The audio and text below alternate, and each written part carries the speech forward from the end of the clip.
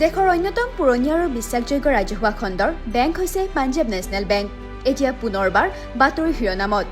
দুখৰ বিষয় যে এইবাৰ নতুন আঁচনিৰ ওপৰত গুৰুত্ব দিয়া নাই, বৰঞ্চ বৃহৎ কেলেংকাৰীৰ ওপৰতহে গুৰুত্ব দিয়া হৈছে।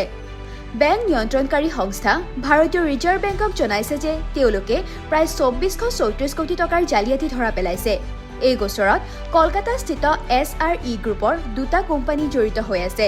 বেংকিং খণ্ডত দৈনিক উত্থাপিত হোৱা এনে গোচৰে বেংকত ধন কিমান সুৰক্ষিত সেই সম্পৰ্কে সাধাৰণ ৰাইজৰ মনত প্ৰশ্ন উত্থাপন কৰিছে। বেংকে ষ্টক এক্সচেঞ্জসমূহক প্ৰদান কৰা তথ্য অনুসৰি এই জালিয়াতি দুটা পৃথক একাউণ্টত সংঘটিত হৈছে। SREI ইকুইপমেণ্ট ফাইনেন্স লিমিটেড আৰু SREI ইনফ্ৰাষ্ট্ৰাকচাৰ ফাইনেন্স লিমিটেড।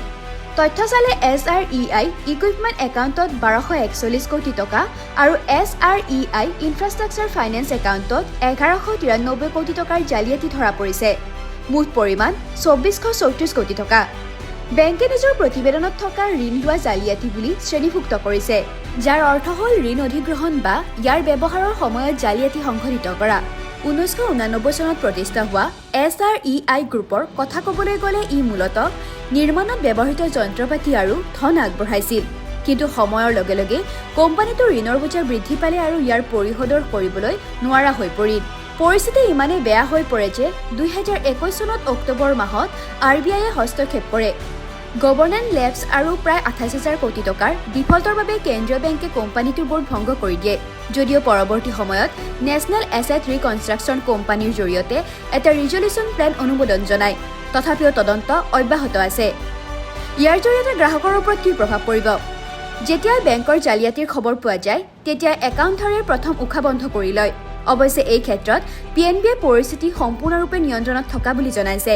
বেংকটোৱে স্পষ্ট কৰি দিয়ে যে ইয়াৰ লগত জড়িত ধনৰাশি যথেষ্ট হ'লেও ইয়াৰ বাবে ইতিমধ্যে প্ৰস্তুতি চলাইছে। এই নন পাৰফৰ্মিং এছেট আৰু PNBয়ে ৮০% ব্যৱস্থা কৰিছে।